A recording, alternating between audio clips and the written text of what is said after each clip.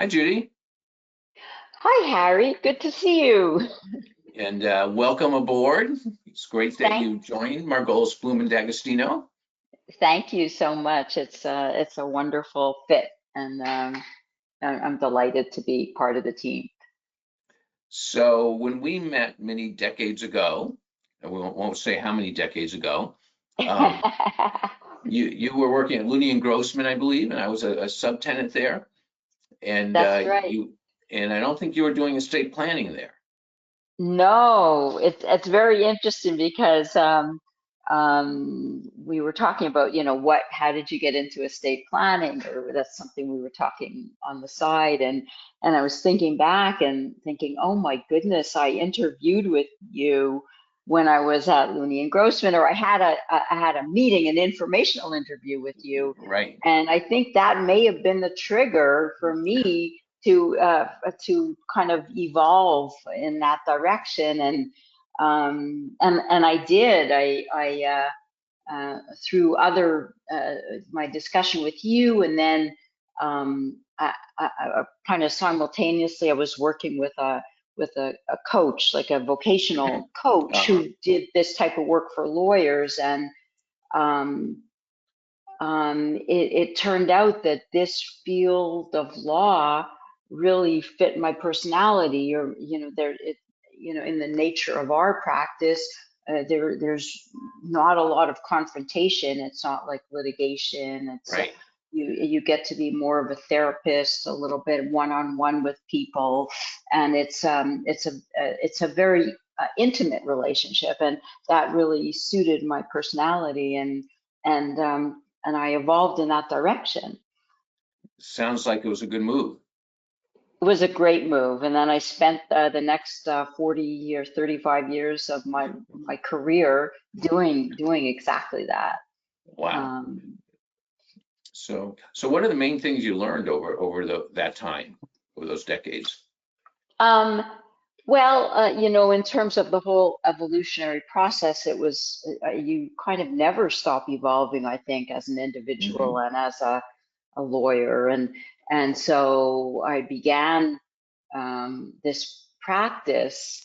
And then with a very small firm after Looney and Grossman, there I was doing something completely different. I was doing like commercial lending, and it was really just not for me, totally not for me.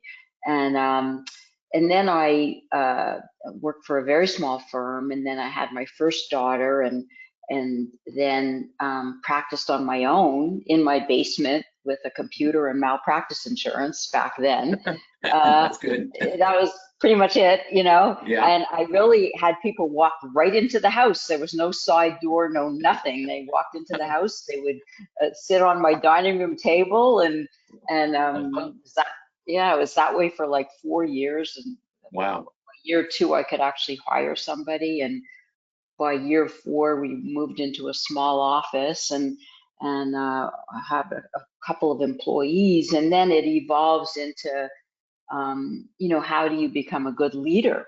How do you run a Hmm. firm? It's practicing law is one thing, and learning your craft is another thing. But then, how do you really build a firm? And How you run a so small business.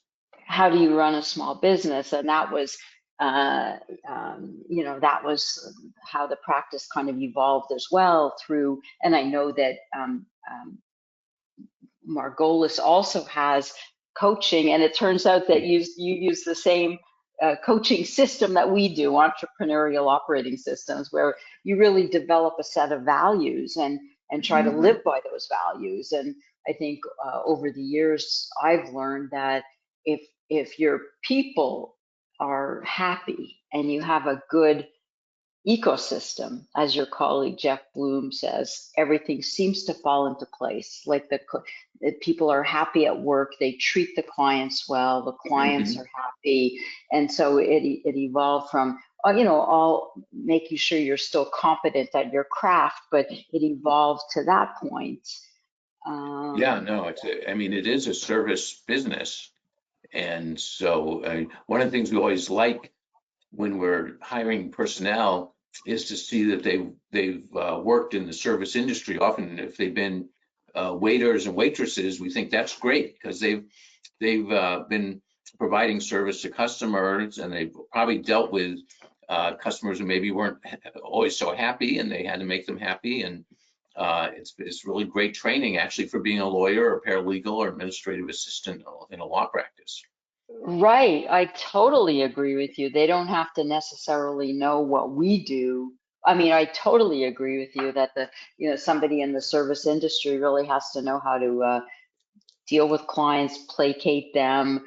In our area of law, people, especially on the estate administration side, people are grieving, and the front Right. line personnel in your office has to recognize that they're in a place and they need their hands held. And I think you're Hmm. absolutely right about the service, transition in any service industry. There are analogies to our our field of law. Yeah, Exactly. and I have the impression that your practice has been a very high touch practice, because we last year absorbed another practice which was very different.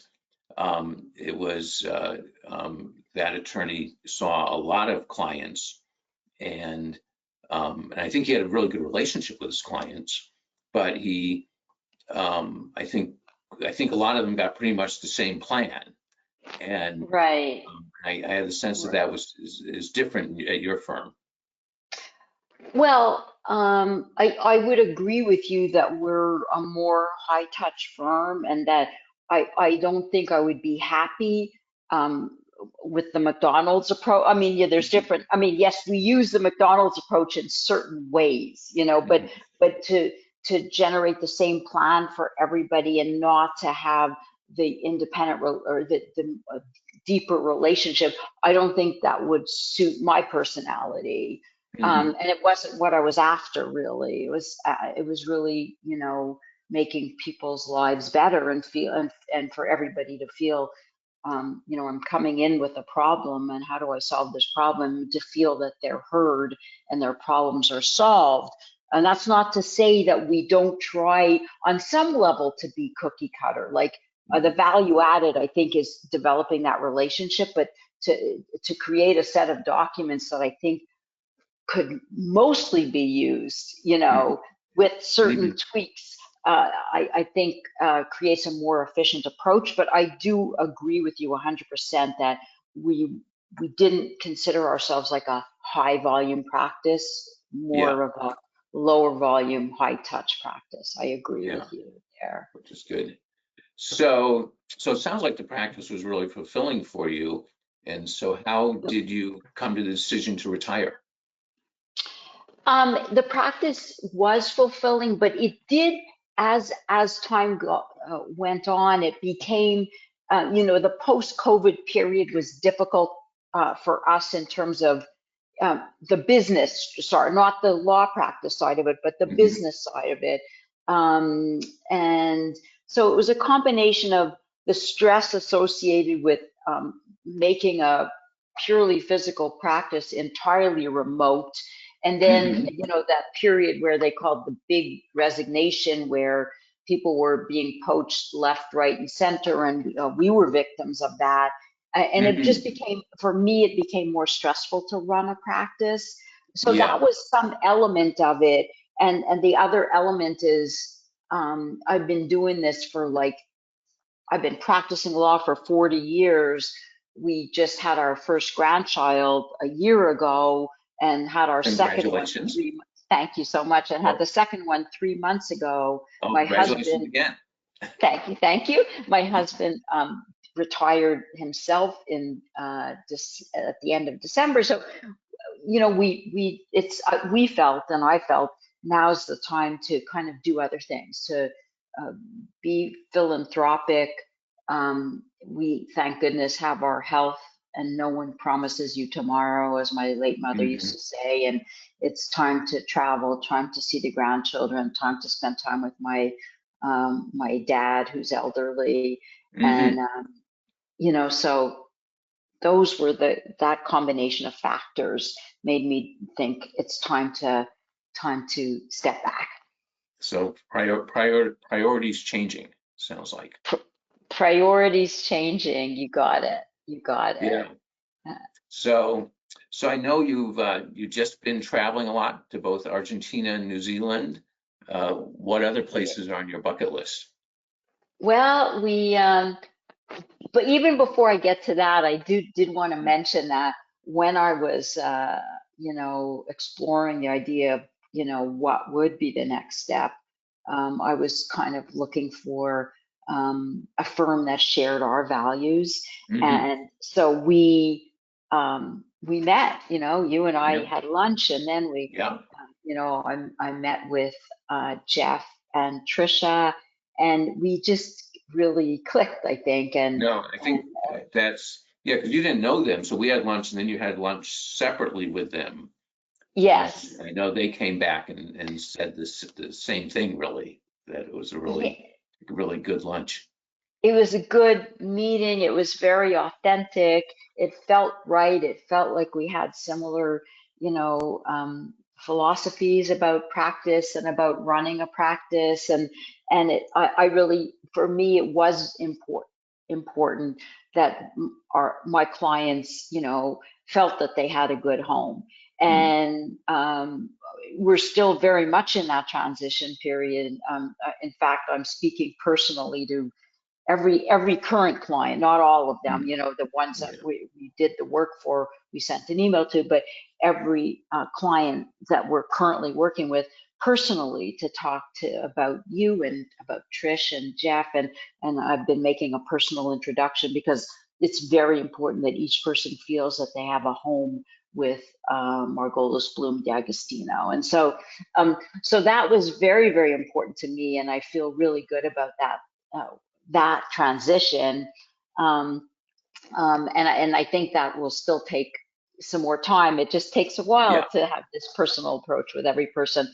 But then, in terms of travel, um, you know, my husband Paul is more of a traveler than I am, but I still like to do it. And the other places we're thinking of going is, well, next year we're going to Vietnam in the fall, oh, and good. then Australia in the next spring. And the other places on my bucket list are something like related to seeing the Northern Lights. So that would be, Oh, like a trip in the through the like a cruise around the hmm. Scandinavian countries. There's cruises there, and also I'm curious about Antarctica.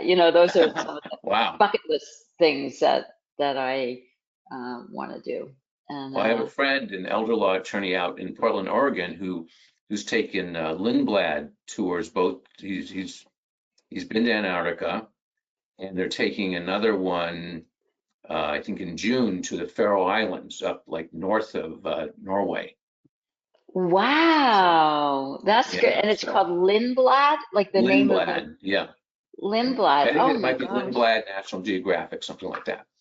Oh, okay. I should check on that because Yeah, those are so he said um that's great. Yeah. yeah. So um any other questions?